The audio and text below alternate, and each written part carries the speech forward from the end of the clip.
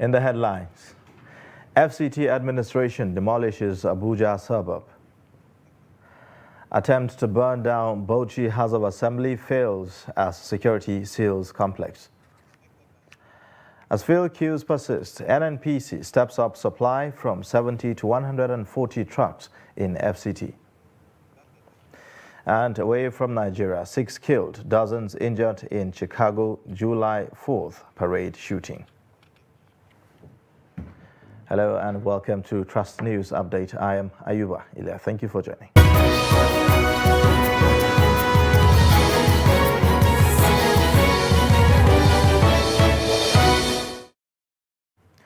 And now the details. The Department of Development Control of the Federal Capital Territory Administration has demolished no fewer than 25 structures in Gwarimpa, Karsana district near the MAP Global Junction for allegedly abusing the Abuja Master Plan.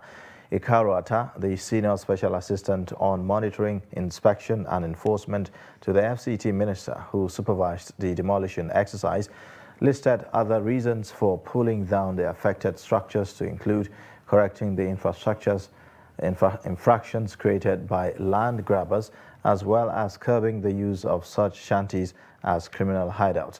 The demolition came as a shock to the residents, as many of them could not believe that their structures were being leveled down. Some of them were seen trying to save what was left of their belongings, while others just watched as their structures were reduced to rubble.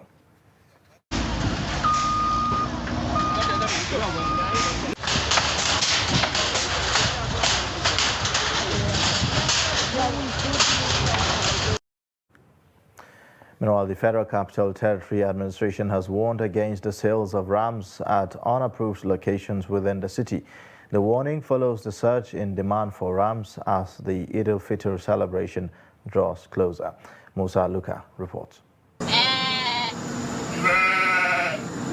Eid al-Kabir is one of the festivals celebrated by Muslim faithful around the world. One of the major events that characterize the celebration is the sacrifice of rams. During the period, it has been recorded in Nigeria that there is usually a hike in prices of rams in the market. This hike, due to increased demand, makes sellers to resort to using unapproved locations like street and roadside to ply their trade because of easy accessibility and target market. Some streets within Abuja, the Federal Capital Territory, are not an exception to this. Against this backdrop, the Federal Capital Territory Administration, FCTA, has issued a warning to traders selling rams indiscriminately. Speaking to some ram sellers around Jabi Shoprite, Mahadi Abu Huraira acknowledged that the government has restricted selling of rams at indiscriminate areas. They have already requested approval from the Ministry of Environment to be allowed to sell. We did talk with the environmental people, but we are not sure. We haven't yet come to a conclusion whether we are going to give us permits or not. So we are trying. We are still waiting for response. Yeah. Abu Huraira expressed delight with the nature of the ram market despite the harsh economy realities, adding that the patronage increases as the Salah draws nearer. I will say it's somehow directly proportional to the, or inversely proportional to the number of days to the Salah. Earlier when we started on Thursday, the patronage was a bit small, maybe 5 to 10 people per day. While Salah is fast approaching, more people are still coming. And also due to the fact that this is our first time here, this very year, so a lot of people are not actually aware of the place. But since with the suggestion, the patronage is, I would say it's relatively okay actually. Other sellers in the market are hopeful that despite the increase of prices of rams, they will still find buyers, especially with the coming of the Salah. We thank Allah for patronage. Yes, we have few challenges, but basically is the restriction by government and also security challenges. The government is yet to give us full 100% go ahead to sell rams here. Our rams are cheap. They ranges from 40,000 to 150,000 depending on the size. Those that have the means used to buy 2 to 3 and even give other people there. Musa Luka Musa, Trust TV News, Abuja. Now, the crisis that engulfed the Bauchi State House of Assembly on Monday took another dimension as an attempt by yet-to-be-identified arsonists to burn down the complex failed. The move led to a takeover of the assembly complex by a combined team of security operatives comprising men of the Nigeria Police Force, the Nigeria Security and Civil Defense Corps, and the Department of State Security. The special advisor to the Bauchi State Governor on State and National Assembly, Liason Sani Bura, confirmed the incident to journalists on Monday. Trust TV gathered that the last Friday there was a leadership crisis following the demand by 22 members who passed a vote of no confidence on the Speaker and principal officers of the House. The Speaker of the Assembly, Abubakar Suleiman, who is also the Chairman, Conference of Speakers of State Legislatures of Nigeria, had recently defected from the All Progressives Congress, the party on whose platform he was elected as lawmaker to the People's Democratic Party.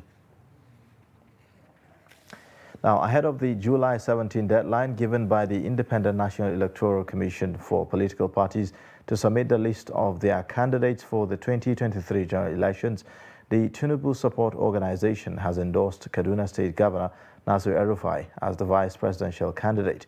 Bola Tinubu, the presidential candidate of the ruling All Progressives Congress, had openly admitted that he is still searching for his running mate. Sources within the APC said that the party's candidate is considering Borno State Governor Babagana Zulum or his predecessor, Senator Kashim Shettima, as preferred options.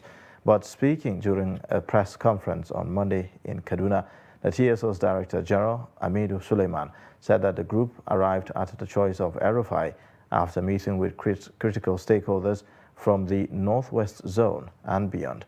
He believes that the choice of running mate is a critical success factor for the victory of Tinubu in 2023. Hence, the organization having assessed all options wants the APC candidate for the vice president to come from the Northwest region. Now, the Independent National Electoral Commission on Monday again conducted a mock accreditation of voters ahead of the July 16 governorship election in Osun State. Hamid Oyebade reports that the residents who thronged selected designated centers for the mock voter accreditation expressed satisfaction with the exercise. At Unit 40, Ward 4, Atauja D in Oshogbo local government, the INEC chairman, Professor Mahmoud Yakubu, and resident electoral commissioner in Osun State, Professor Abdulgani Raji, monitored the exercise. The INEC chairman said that only the permanent voters card will be allowed during the governorship election on July 16 and the 2023 general election. In the meantime, the Independent National Electoral Commission says it has registered 248,000 citizens in Niger in the ongoing continuous voter registration. The resident electoral commissioner in the state, Professor Sam Egu, made this known in a chat with Trust TV. The report. Professor Egu explained that out of the total number of newly registered voters, 229,000 were registered for the first time. He said 19,000 were those who made transfer, connections, and those whose PVC were defaced and come for replacement. The resident electoral commissioner also noted that the printed voters' cards sent to the state in the first and second quarters for the last year have been sent to the 25 local government areas for distribution to those who registered. The cards that were printed in the first two quarters of last year have been brought to Niger, and they have been taken to the local governments, to be distributed to those who actually registered. And so we are actually making progress. Professor Egu, however, revealed that arrangements have been made to allow internally displaced persons from security-prone local government areas in the state to participate in the exercise. Standing UN and regional conventions, including the Kampala Convention of the AU, that makes it, compulsory for citizens, even in their displaced camps, to vote, because that has not diminished their citizenship. In fact, in 2021, the federal government of this country, signed off of a national policy on IDP voting. So we don't have a choice. He said Niger State has recorded minimal cases of multiple registrations and assured all of a free and fair poll in 2023 election. Residents also expressed their views on the exercise. Now, the process is very good. It's going on smoothly, and the officer attended to us, and the process is okay for now.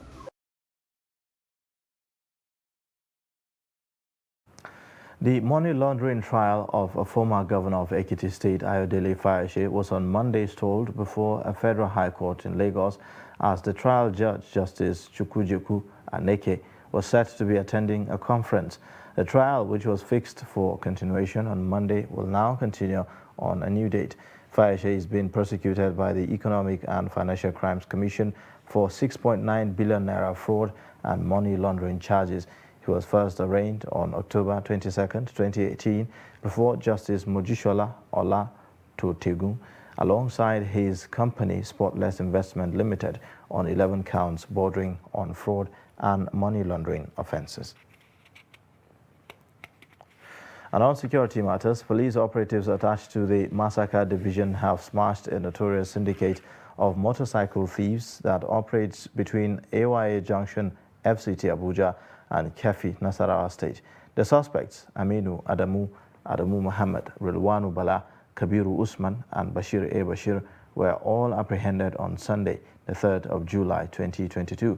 According to police spokesperson DSP Rahman Nansel, a blue-colored Peugeot 406 with registration number ABJ963NW, 2 fake police warrant cards, and 2 fake police community relations identification cards, among others, were recovered from the suspects.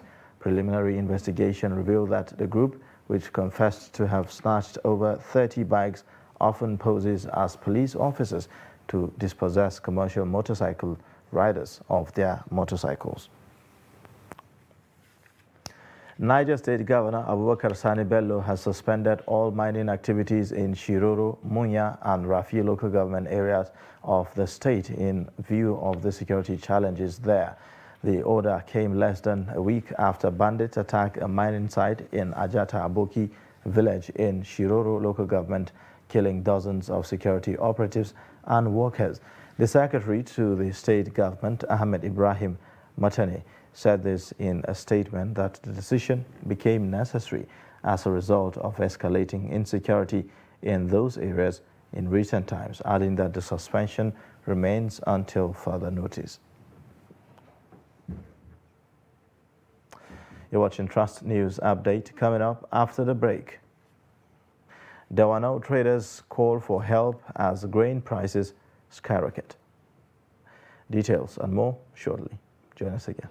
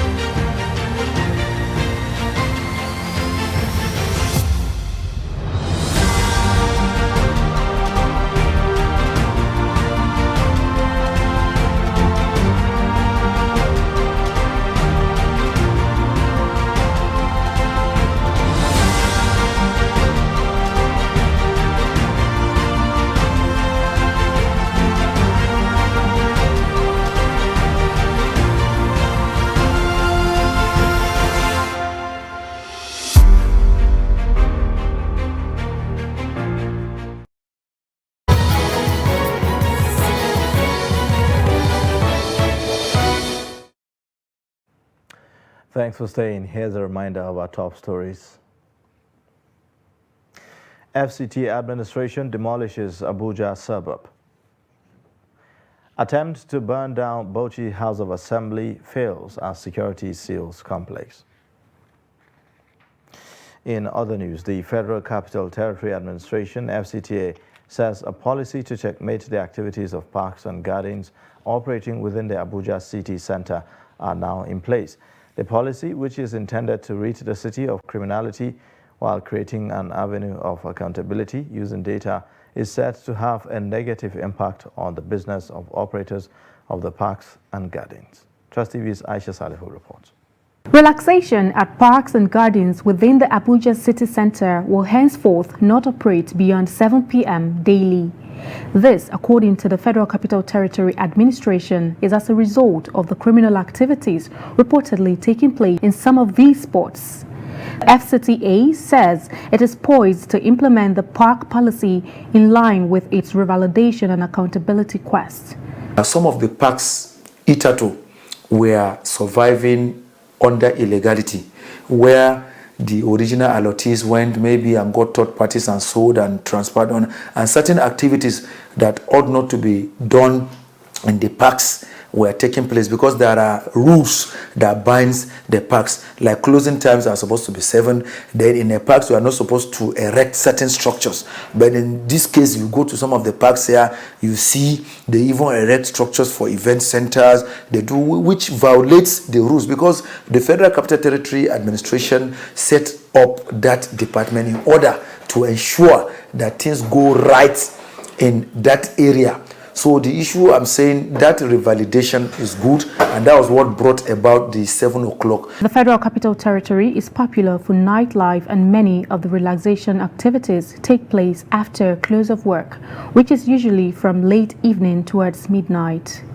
With the implementation of this policy, operators and customers risk losses. I believe so much that it's for a security purpose, but it's going to cost us a whole lot of inconvenience. It's going to affect our workflow and the business. But since the security situation in this country is becoming overwhelming, we have absolutely no choice than to follow the directives of the government. This garden has been running for over 5 years now. And ever since we've been in this business, we've never had any experience of such. We don't do drugs, we don't sell drugs, we don't accommodate drugs addicts, as a matter of fact. Ever since we've been doing the business, everybody can attest to the fact that our services are top-notch. As the city adjusts to the parks policy, parks and gardens operators who fail to open and shut their businesses from 8 a.m. to 7 p.m. risk being sanctioned in accordance with the new provision. Aisha Salihu, Trust TV News, Abuja. Our traders at the Dawanau grain market have appealed to government to provide them with the enabling environment to ease the sufferings of Nigerians. The appeal followed the continuous increase in food prices in the market, despite being reputed as the largest grain market in Africa. Idris Jibril reports. Tons of grains arrives and lived here by the truckloads daily, from maize, beans, rice, millet, and several others. These food crops are collated from different parts of the country and transported to many parts of Africa. Honestly, there are several countries in Africa where we take our grains from here. You see, Burkina Faso is there, Mali is there, Ghana is there, Niger is there, and several other countries in Africa where we used to take our grains from here. But traders here say there are problems in terms of government intervention. For several years, we have been calling on government to come to our rescue, to intervene and be helping us. As at some point, government will say they want to come in terms of exporting our goods to other countries of the world. But even as at that, nothing has been done. And we keep on trying, calling on government to help us, Not quite long ago, we had a meeting in which they said they will intervene so that we will be taking we will be having easy access to taking our goods abroad. But still, we are still having that particular problem. Government is not coming forward to assist.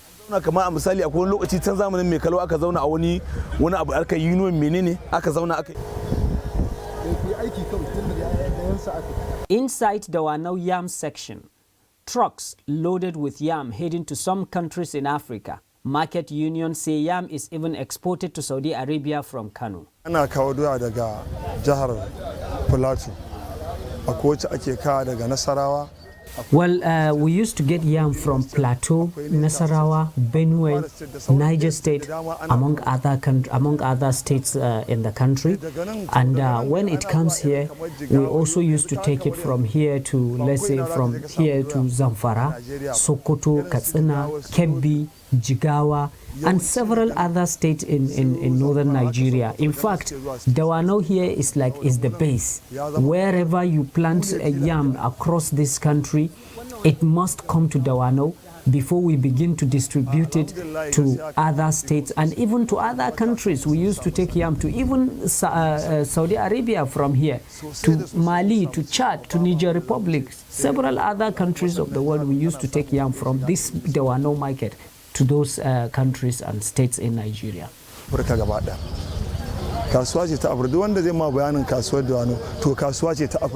Although grains are available for export here in Dawanau market, but traders say the high cost of food items is attributed to the inability of farmers to access fertilizer and modern farming equipment.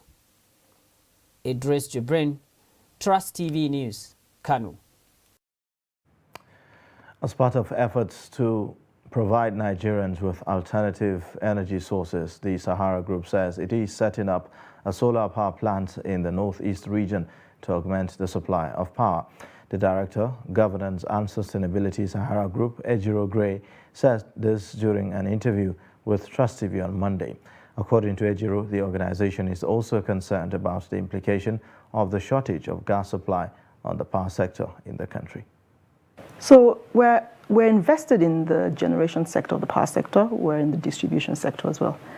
And we know that apart from the limitations, the infrastructure limitations that exist, one of the things that we're grappling with is gas supply. So we're proponents for that. We're at the forefront and at the vanguard of all advocacy for that, for proliferation of gas and especially supply to the power plants.